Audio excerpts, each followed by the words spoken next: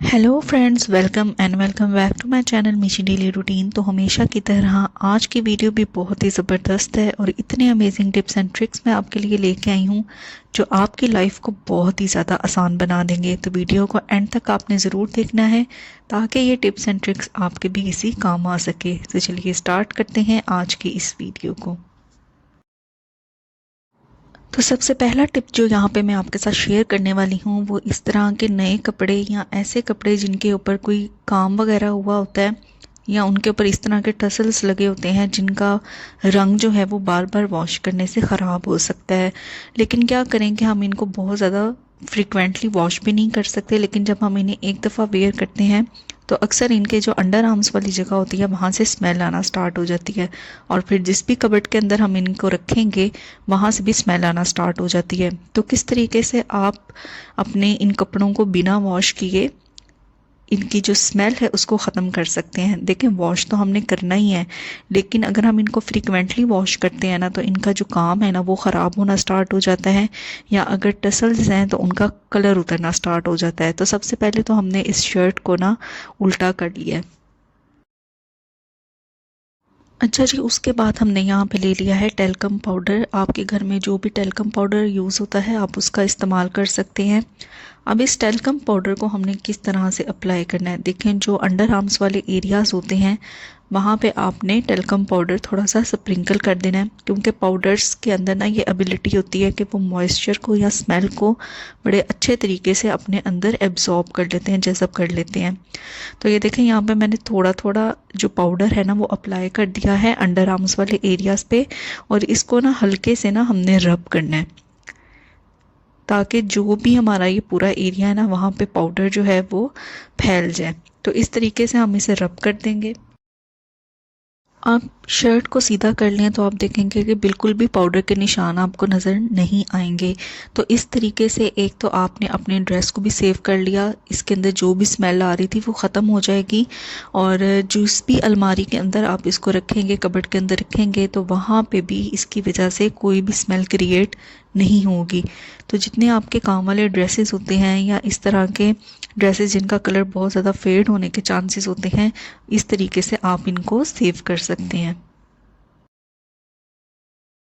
Market से अक्सर जब भी हम इस तरह के प्रोडक्ट्स लेके आते हैं तो आपने देखा होगा कि उसके ऊपर इस तरीके का एक स्टिकर लगा होता है, चाहे वो प्लास्टिक का कोई कंटेनर है या शीशे का कंटेनर है। अक्सर औकात ये जो स्टिकर्स होते हैं इनके ऊपर लगे होते हैं, इनको रिमूव करना बहुत ही ज़्यादा मुश्किल हो जाता है, और अगर हम इनको रिमूव कर भी लें तो क्या होता है कि फिर भी एक चिपचिपाहट जो होती है उस डिब्बी के ऊपर रह जाती है। तो देखें यहाँ पे मैंने टूथपिक वाली डिब्बी ली है और इसके ऊपर से ना मैं आपको ये स्टिकर रिमूव करके दिखाऊंगी, यानी जो प्राइस टैग लगा हुआ है उसको मैं रिमूव करके दिखाऊंगी। तो चलिए देखते हैं कि बहुत ही आसान तरीके से हम इसको रिमूव करेंगे।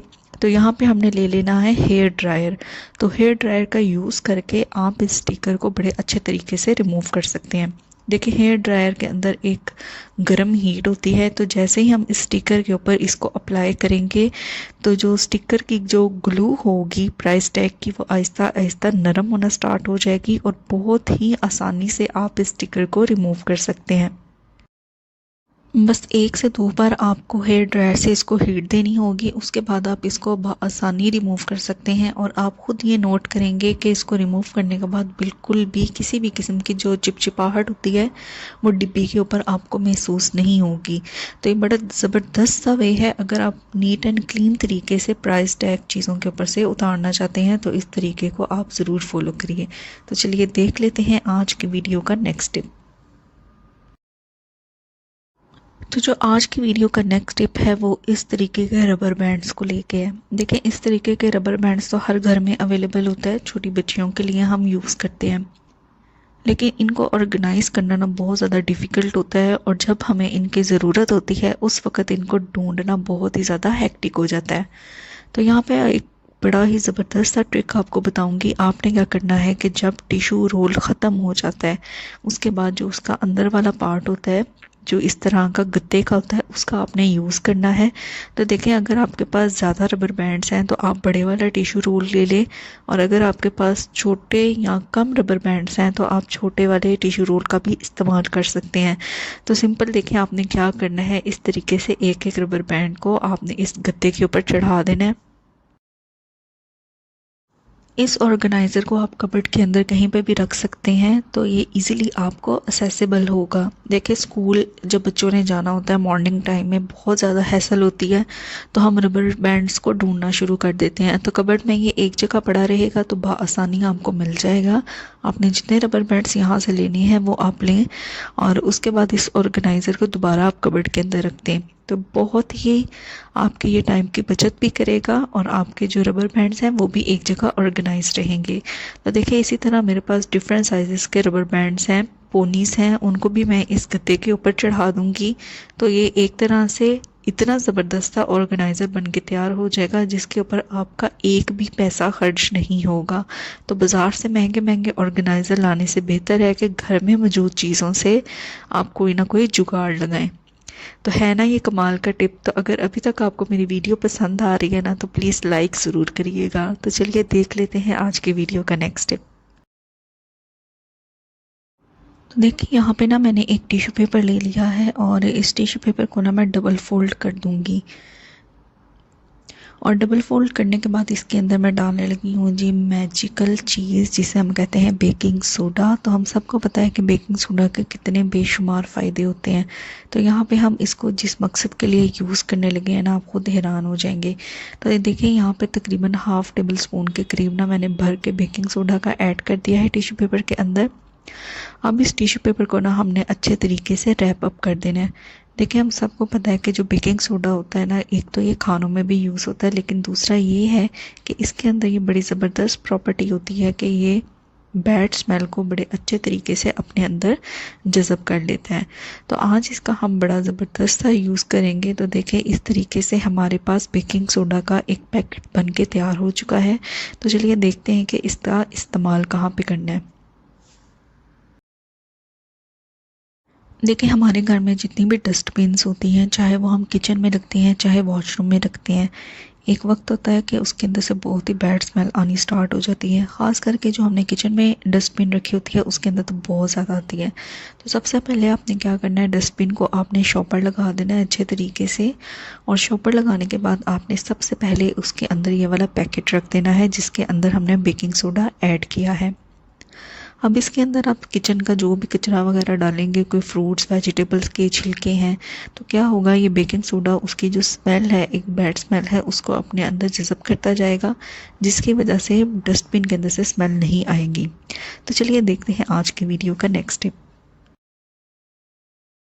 मार्केट से जो आपने न्यू कपड़े परचेज़ किए हैं, आप ये कैसे देख सकते हैं कि उनका रंग उतरेगा या नहीं उतरेगा। उसके लिए आपने क्या करना है कि एक बाउल के अंदर आपने नीम गर्म पानी ले लेना है, और इस नीम गर्म पानी के अंदर आपने थोड़ा सा नमक ऐड कर देना है।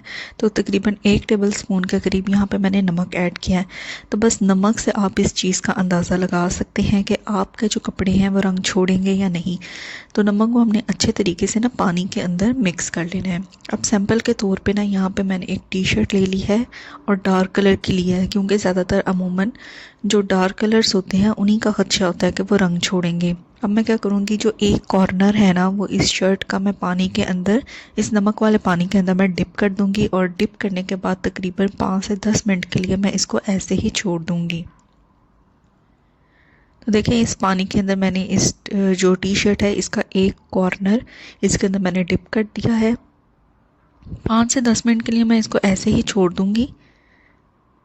तो यहाँ पे देखिए 5 से 10 मिनट हो चुके हैं, और इसको रिमूव कर लेते हैं और निचोड़ लेते हैं। तो यहाँ देखें, इसने बिल्कुल भी रंग नहीं छोड़ा, इसका मतलब है ये अच्छी क्वालिटी का है, और बिल्कुल भी कलर इसका नहीं छूटा। तो आप इसे बाकी कपड़ों के साथ आसानी से वॉश कर सकते हैं। इस तरीके से अगर आपको पता है कि आपका जो कपड़ा है वो रंग छोड़ता है, तो 2 से 3 दफ़ा अगर आप उसे अलग से नमक वाले पानी के अंदर वॉश करेंगे तो उसका जो रंग है ना वो उतरना बंद हो जाएगा। तो ये थी मेरी आज की वीडियो।